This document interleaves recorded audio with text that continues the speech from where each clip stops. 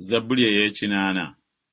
Ayi omusumba wa Isirayiri, wulira, gw'alungamya Yusufu ng'ekisibo, gw'atuula wakati w'abakerubi yakira ddala, mu maaso ga Efulayimu ne Benyamini ne Manase, kubiriza amaanyi go, ojje otulokole.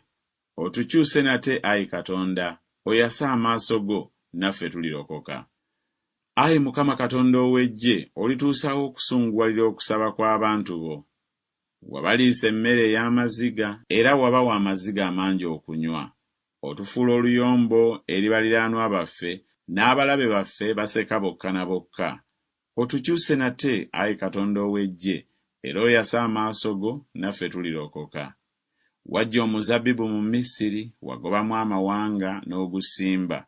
Wasaawa mu maaso gaagwo, ne gusimba nnyo emizi, ne gujjula ensi. Ensozi ne zibikkibwa n'ekisiikirize kyagwo, n'amatabi gaagwo ne gaba ng'emivule gya Katonda. Gwaloka amatabi gaagwo okutuusa ku nnyanja, n'ensibuko zaagwo okutuusa ku mugga. Kiki ekyakumenyesa enkomera zaagwo, bonna abayita mu kkubo ne bagunogako? Embizzi eva mu kibira egunyaga, n'ensolo ez'omu nsiko zigulyako. Okyuke nate tukwegayiridde, Ayi Katonda ow'eggye, otunuulire wansi ng'oyima mu ggulu, olabe, oggyire omuzabbibu ogwo. N'ekikola omukono gwo ogwa ddyo kye gwasimba, n'ettabi lye weekolera ery'amaanyi. Gwokeddwa omuliro, gutemeddwa ddala. Bazikirira amaaso go bwe gabanenya.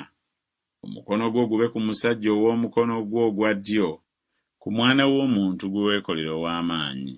Naffe tetulidda nnyuma okukuleka, otuzuukize ggwe, naffe tunaakaabiranga erinnya lyo.